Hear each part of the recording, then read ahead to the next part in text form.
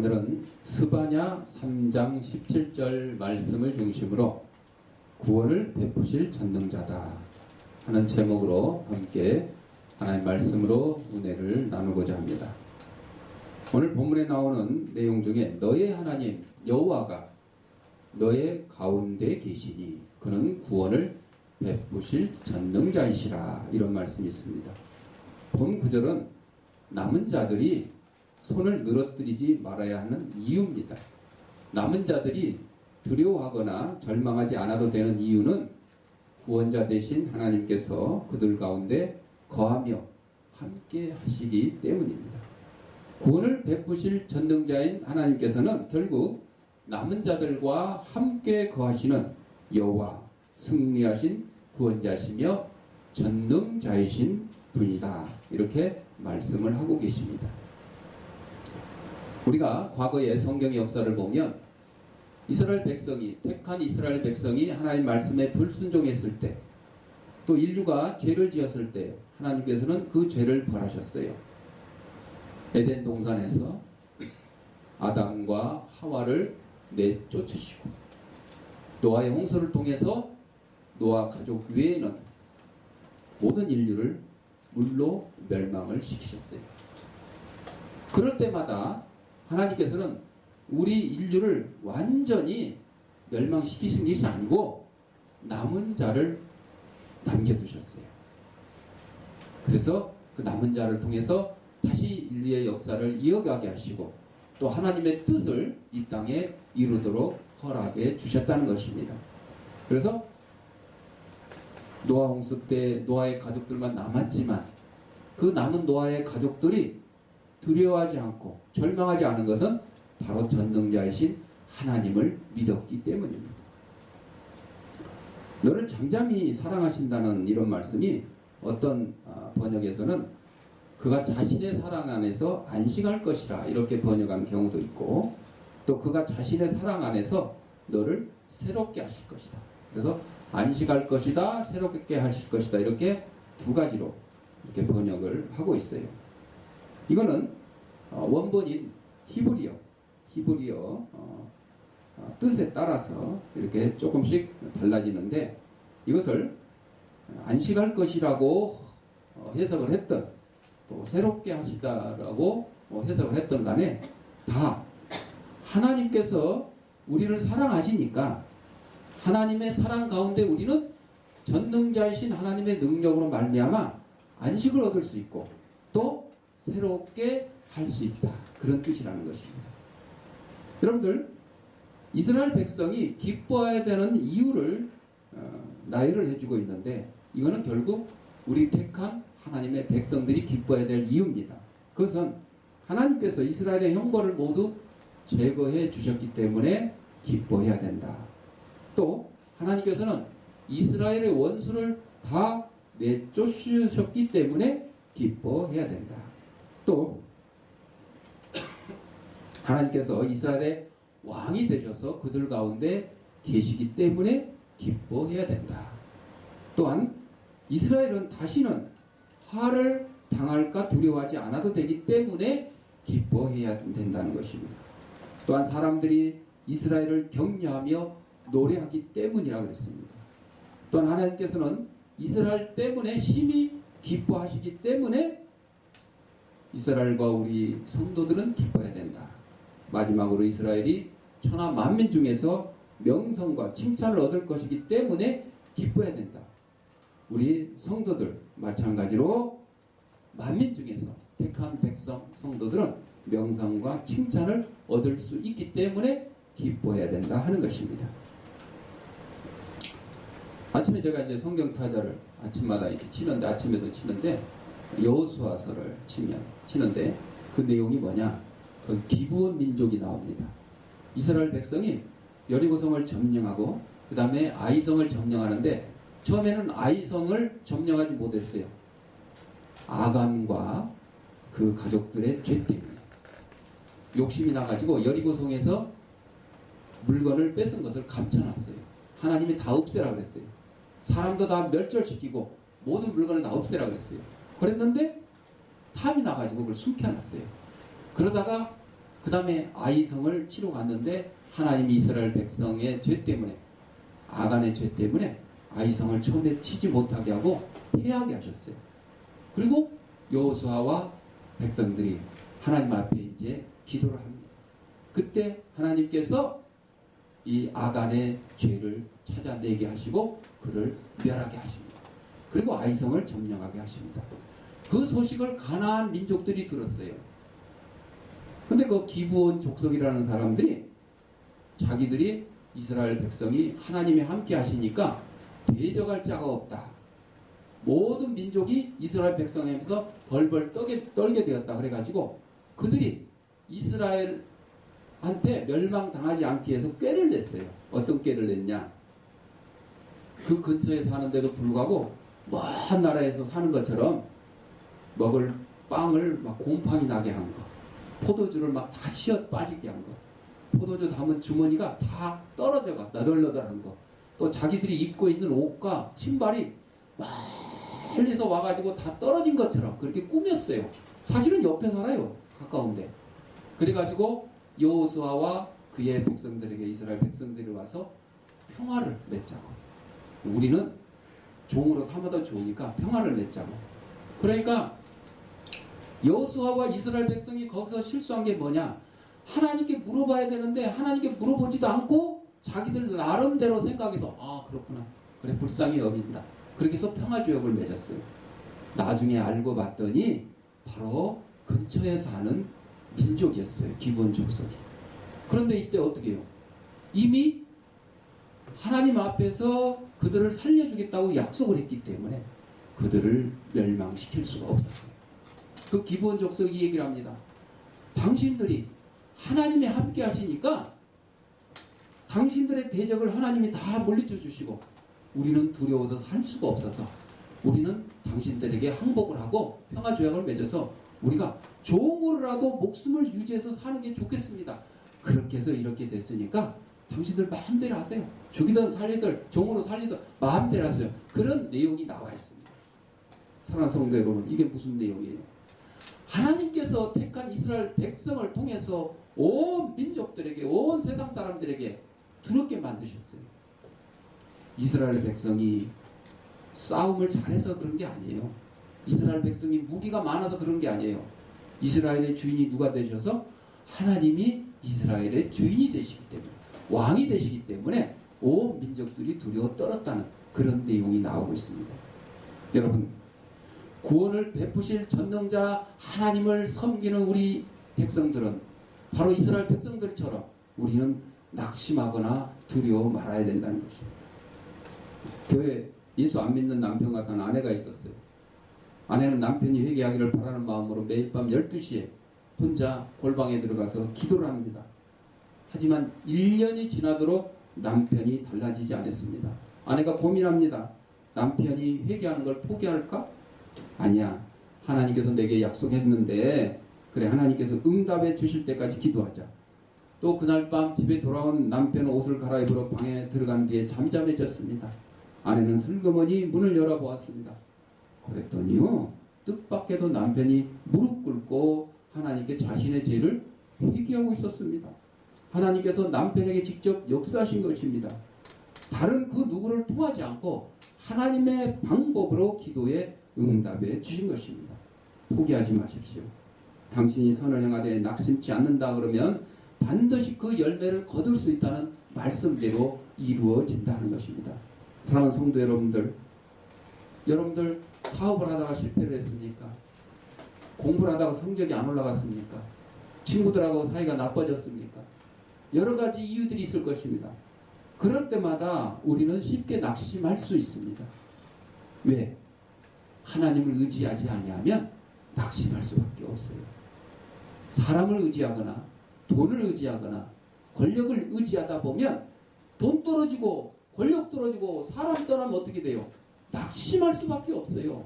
그러나 천지 만물을 지으신 여호와 하나님께서 나의 아버지가 되시니, 모든 만물을 소유하고 계신 하나님께서 나의 아버지가 되시니 나는 낙심할 이유가 없어요. 지금은 안 주시더라도 다음에 주실 것이다. 지금은 허락해 주지 않더라도 다음에 허락해 주실 것이다. 지금은 내 성적이 이 모양 요 꼴이라도 다음에는 분명히 좋은 성적을 허락해 주실 것이다. 서로 좋은 성적이 아니더라도, 넉넉한 돈이 아니더라도, 사업이 번창하지 않더라도 하나님이 나와 함께 주시면 나는 반드시 영생에 들어가고 천국에 들어갈 것이다. 이런 소망을 가지고 살아가는 여러분들이 되어야 될 것입니다. 스바냐 선지자는 약 2600년 전에 남왕국 유다에서 예언활동을 펼쳤던 선지자였어요. 그 시대는 이스라엘 역사에서 가장 어둡고 암담한 시대였어요. 외국의 침략이 빈번했으며 국제적으로 정치가 안정되지 못했으며 경제도 파탄을 이르렀습니다. 또한 국민들의 윤리의식은 결핍되었고 종교적으로도 예루살렘 성전 안에까지 여호와 하나님만 섬겨야 되는 예루살렘 성전에까지 바알신과 아세라신 여러 잡신을 섬기는 우상들이 들어오게 됐고, 이런 종교 혼합주의가 득세하던 시대가 스바냐 선지자 시대였습니다. 이때 이 스바냐 선지자는 이런 현실을 안타깝게 생각하면서 스바냐 1장 2절에 내가 땅 위에서 모든 것을 멸하리라고 전했습니다. 여러분, 하나님께서 아담과 하와를 창조하시고 보시기에 심히 좋았다 그랬는데 아담과 하와가 범죄하니까 어떻게 됐어요?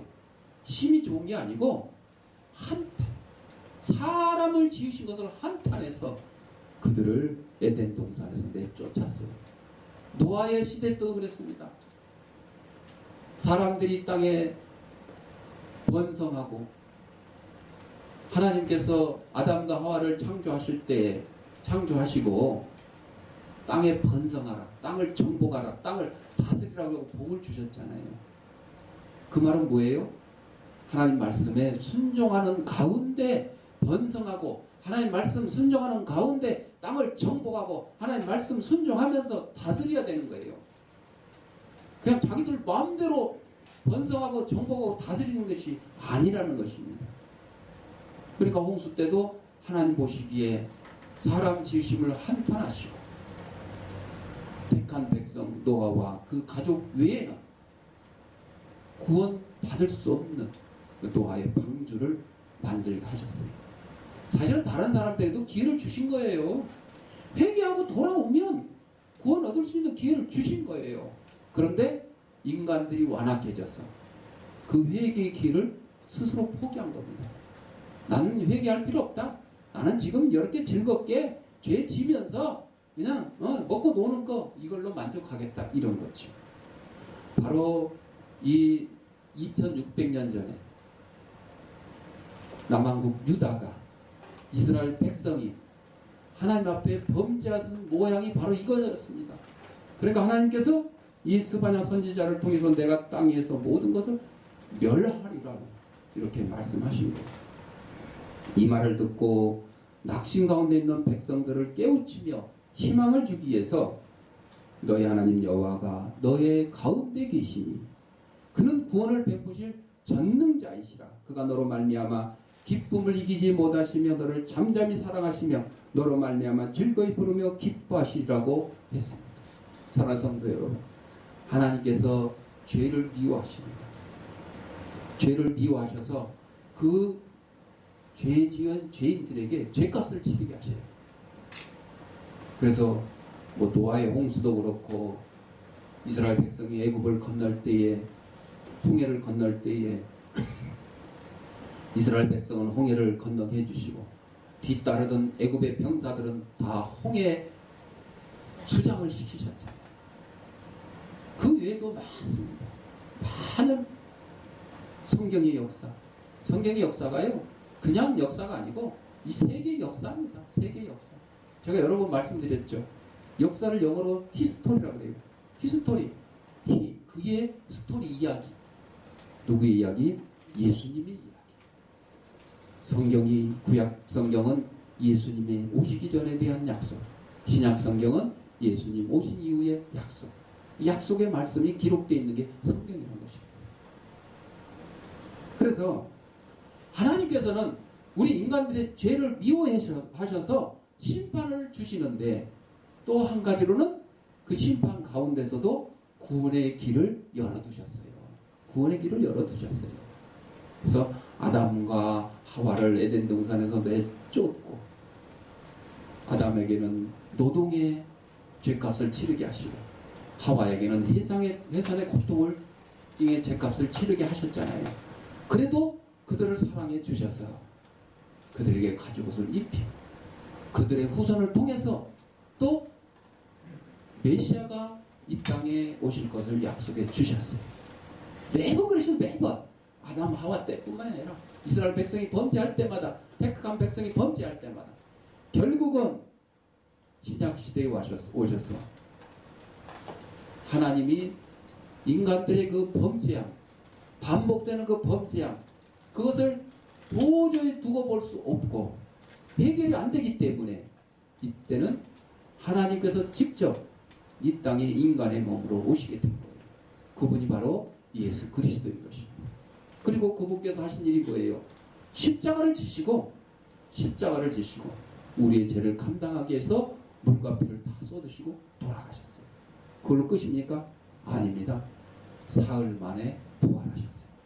우리의 죄값을 치르기 위해서 물과 피를 다 흘리시고 십자가에 돌아가셨지만 또한 우리의 죄사함으로 끝나는 것이 아니라 우리에게 영생의 길, 천국의 길, 구원의 길을 허락해 주시기 위해서 사망 권세 이기시고 사흘 만에 부활하셨던 것입니다. 예수님이 십자가에서 돌아가시만 하시고 부활이 없었다면 우리의 믿음이 헛것이라고 했습니다. 맞습니다, 여러분. 예수님이 이 땅에 오시기만 하시고 십자가 안 지셨으면 우리의 믿음이 헛것이에요. 예수님이 이 땅에 오시고 십자가만 지시고 사망하시기만 하셨으면 우리의 믿음이 헛것입니다. 그런데 사망 권세 이기시고 부활하셨던 것입니다. 부활하셨던 것입니다. 제가 그래서 이제 그 천주교에 보면 천주교 십자가에는 누가 달려 있어요? 예수님이 달려 있어요.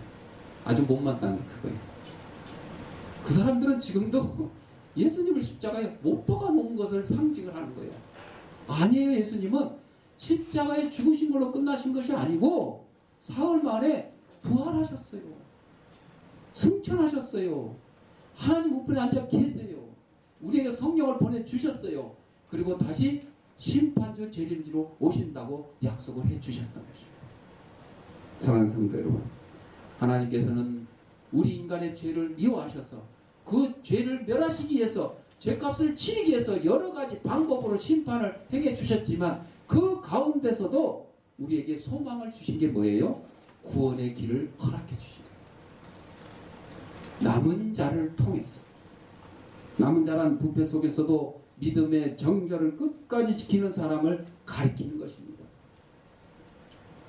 우리 가까운 일제시대 여러 번 얘기 들으셨죠. 일제시대의 일본군의 촉칼 앞에 일본의 신사 참배에 굴하지 않고 끝까지 믿음을 지키기 위해서 순교하신 주기철 목사님을 비롯한 많은 순교자들이 있습니다. 이들이 바로 남은 자들이에요. 그 외에 많은 목사님, 장로님, 성도들은 어떻게 했어요? 이거는 국민 의례다 생각하고 다 신사 참배를 했어요. 이건 뭐예요? 믿음을 저버린 행위죠. 믿음을 자기의 상황에 막 이렇게밖에 할 수 없었다. 이렇게 잘못된 믿음을 가지고 있는 거죠. 그러나 우리 육신의 목숨이 중요한 것이 아니라 우리의 영혼의 영생이 더욱더 중요한 것을 깨달은 우리 믿음의 선조들은 죽음을 두려워하지 않냐고, 일본군의 총칼을 두려워하지 않냐고, 공산당의 총칼을 두려워하지 않냐고 목숨을 버려서 믿음을 지켰다는 것입니다. 하나님 말씀 그대로입니다, 여러분. 우리의 육신의 목숨을 유지하기 위해서 믿음을 버리면 우리의 영혼이 멸망당하게 됩니다. 그러나 내 믿음을 지키기 위해서 내 육신의 죽음을 흔쾌히 내놓는다 그러면 그 성도는 하나님으로부터 영생을 얻게 된다 하는 것입니다. 모두가 다 부패하고 하나님을 쳐버리고 도덕적으로 문란하게 산다 할지라도 올바르게 살려고 하는 사람들, 바로 그 사람들이 남은 자들입니다. 다 그렇더라도 나 혼자라도 하나님 말씀 순종하며 지키고 살겠다. 이러한 사람을 남은 자라고 합니다. 스바냐 선지자가 이 남은 자들을 향하여 기운을 내도록 해라. 너희들 기운을 내야만 이스라엘 민족에게 희망이 있다고 말합니다. 여러분, 이스라엘 민족이 지금 멸망당하지 않고 남았어요.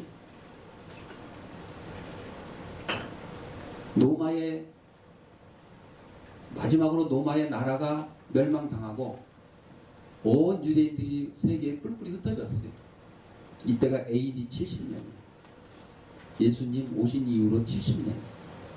예수님 부활 승천한 이후의 사건이었어요.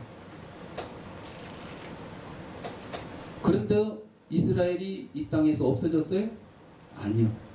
2000년 동안 나라 없는 민족으로 온 세계에 뿔뿔이 흩어져 살다가 1948년에 지금 팔레스타인 지방에 이스라엘을 세웠어요. 나라를 세웠어요. 이게 하나님이 이스라엘 백성에게 약속한 말씀이 이루어진 것입니다. 기운을 내라. 처음에 스바냐 1장 2절에서는 다 멸절시키겠다고 이렇게 말씀하셨지만은 그러나 남은 자들을 통해서 이스라엘을 다시 세우겠다고 약속해 주셨어요. 그래서 스바냐 선지자의 기운을 내라는 이 강하게 당부한 말씀 속에서 우리는 기운을 내야 되는 이유를 보게 되는 것입니다. 사랑하는 성도 여러분, 지난번에는 가뭄 때문에 고생하고 이번에는 또 장마 때문에 고생하고 여러분 이것이 처음 있는 일이에요? 우리 역사상 처음이에요? 여러분 일생이 처음 당하는 일이에요? 아니죠. 연례 행사라 그래. 연례 행사. 매년 그래왔잖아요. 매년 가뭄도 있었고 매년 장마도 있었고. 그러니까 우리는 한번 그 경험한 내용을 보면 어떻게 해요? 가뭄이 들어도 조금 있으면 장마가 지고 비가 많이 올 것이니까 걱정하지 말고 기다리면 된다. 이러면 돼요. 장마가 져도 어떻게 해요? 아이고 조금 있으면 멈출 거고 이제 햇볕이 쨍쨍쨍 찔 것이다 하고 기다리면 돼요. 경험했잖아요. 그렇게 경험을 했는데도 불구하고 우리는 매일 어떻게 해요? 가뭄이 들면 또 하늘을 원망하고 믿음이 없는 자들의 얘기입니다. 하나님을 믿지 않는 자들의 얘기입니다. 또 장마가 지면 또 왜 안 줄 때는 가뭄 주고 줄 때는 이렇게 한꺼번에 확 팍팍 주는지 모르겠다고. 여러분들 돈을 비교했어요. 돈. 여러분들 돈 줄 때 하나님이 돈을 왕창 주시는 게 좋겠어?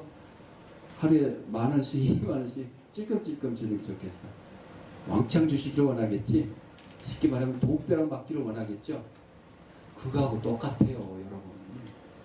뜨거운 태양도 한꺼번에 주시는 거고 또 이런 그 장맛비도 한꺼번에 주신 거로 생각을 하십시오.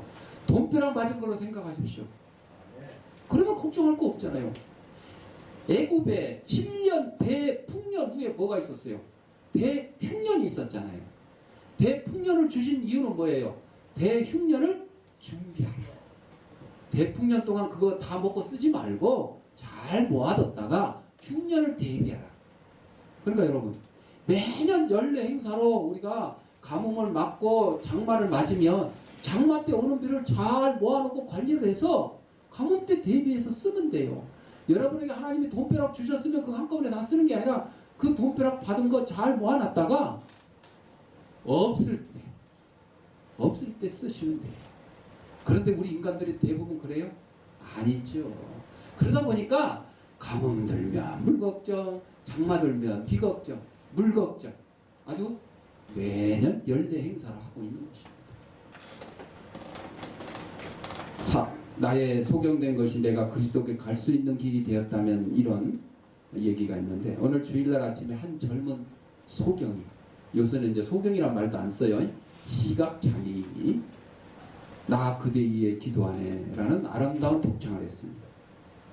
그가 노래를 부를 때 성도들이 눈물을 흘렸죠. 잠시 후 목사님께서 그 젊은이가 시각장애인이 된 이유를 말해 주셨어요. 그가 10살 때 예수를 믿지 않던 그의 아버지가 예수 믿는 10살짜리 아들을 데리고 사냥을 떠나면서 야 주일날 사냥 간다고 지옥 가는 것도 아니고 나쁠 거 없어. 그리고 억지로 아들을 데리고 갔어요. 한 곳에 이르러 그의 아버지는 잠시 주위를 둘러보고는 아들에게 자기가 돌아올 때까지 여기 가만히 기다리고 있어라, 그렇게 말했어요. 그럼 아버지는 자기가 쫓던 다람쥐 꼬리를 보자 총을 탁 쐈는데 알고 봤더니 다람쥐 꼬리가 아니고 바람에 흩날리는 아들의 머리카락이었어요. 그래서 아들이 아버지의 총에 맞아버렸어요. 아버지가 크게 놀라 울부짖는 아들을 안고 가까운 병원으로 달려갔는데 목숨은 구했지만 뭐를 잃었어요? 눈을 잃었어요. 시각장애인이 됐습니다. 아버지를 눈물 흘리면서 만일 내가 주일날에 사냥을 가지 않았더라면 이러한 일이 없었을 것을 하고 한탄을 했어요. 그 아들은 시각장애인이 되었지만 부흥회를 통해서 구원을 받았으며 자기 아버지와 어머니를 예수님께 인도했습니다. 그리고 이 아들의 가마로 말미암아 그 주위에 있던 가족과 주위의 사람들의 41명이 예수님께 돌아와서 세례를 받게 되었습니다. 이 젊은이가 나중에 이렇게 말합니다. 나의 소경된 것이 나를 그리스도께로 인도했다면 나는 소경으로 살게 된 것이 기쁘다. 반대로 하면 뭐예요? 내가 소경이 안 되고 예수 못 믿었으면 헛것이다, 그런 얘기입니다. 사랑하는 성도 여러분, 예수님께서 성경에 말씀해 주셨어요. 내 두 눈이 범죄하거든 파내버려라. 앞을 못 보고 지옥 가는 것보다 앞을 못 보고 천국 가는 것이 낫다. 내 손이 범죄하거든 찍어버려라. 온전한 손 가지고 지옥 가는 것보다 손 없이 천국 가는 것이 낫다. 여러분, 장애인이 천국 갈 때 장애인으로 가는 게 아니에요. 아니, 시각장애인이 천국 갔어도 시각장애인이면 얼마나 답답하겠어. 응? 얼마나 답답해. 그거 아니에요. 영화로 몸으로 변화됨. 여러분, 우리 육신이 장애를 입었든 안 입었든 죽으면 어떻게 돼요? 다 썩어서 어디로 돌아가요? 흙으로 돌아가죠. 흙으로 돌아가. 아니, 흙으로 돌아가는데 거기에 뭐 시각장애인인지 무슨 장애인인지 뭐 구분이 돼요? 없어요. 흙에서 왔으니 흙으로 돌아가요. 우리의 육신은 온전치 못하기 때문에 장애를 입었든 어쨌든 건강하든 그냥 흙으로 돌아가는 거예요.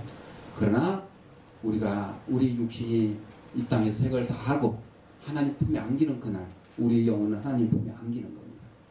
그런데 그 육신도 영화로운 몸으로 변할 때가 있으니 언제요? 예수님이 재림주로 심판주로 다시 오시면 바로 흙 속에 스며들었던 우리의 육신이 영화로운 몸으로 내 천국에 가 있는 영혼과 합쳐지게 되는 것입니다. 그러니까 시각장애인이었다 뭐든 상관이 없어요. 그래서 우리가 돌아가시면서 장기기증 다 하고 가자는 얘기가 바로 그거예요. 예? 그냥 그걸 나이 먹은 권사님들은 그냥 잘못 이해를 해가지고 아이고 나 각막 기증해버리면 나 이제 천국 가서 시각장애인이요? 내 심장 띄워주면 나는 이제 천국 가가지고 심장도 없어? 아닙니다. 내가 돈 많고 건강하고 권력을 가지고 지옥에 가는 것보다 돈 없어도 장애를 입었어도 좀 못생겼어도 좀 무식해도 어디 가는 게 낫다고요? 천국 가는 게 낫습니다. 나은 정도가 아니에요. 비교를 할 수가 없습니다. 우리는 하나님이 함께 하시기 때문에 용기 있게 살 수 있습니다. 오늘 17절에 너희 하나님 여호와가 너의 가운데 계시니 그는 구원을 베푸실 전능자이시오. 그가 너로 말미암아 기쁨을 이기지 못하시며 너를 잠잠히 사랑하시며 너로 말미암아 즐거이 부르며 기뻐하시리라 하셨습니다. 여러분, 우리가 하나님 말씀에 순종하고 따르면 나도 기쁘고 누가 기뻐하신다고? 하나님이 기뻐하십니다. 피곤하여 쓰러질 때마다 내가 너희를 결코 고와 같이 버려두지 않을 것이다. 볼지어다 내가 세상 끝날까지 너희와 항상 함께 하리라는 이 말씀을 기억을 하셔야 될 것입니다. 오늘 성경은 증거합니다. 그는 구원을 베푸실 전능자이시라. 영적으로 한번 구원 얻은 사람은 언제나 내 생활 속에서 함께 하시는 하나님의 구원의 손길을 확신합니다. 과거에 나를 구원하신 하나님, 그 하나님은 지금도 나를 건지십니다. 지금도 나를 구원하십니다. 어제나 오늘이나 동일하신 그 하나님의 능력이 나와 함께 한다면 지금도 나를 건지시는 하나님의 능력을 신뢰할 수 있습니다. 사랑하는 성도 여러분, 우리에게 힘을 내라. 일어나라. 하나님은 구원을 베푸실 전능자시라. 너희는 명성과 칭찬을 얻으리라고 하는 이 말씀 앞에서 피곤한 몸과 마음을 추스려 다시 일어서 이로부터 주시는 하나님의 은혜를 누리시기를 바랍니다. 기도하겠습니다.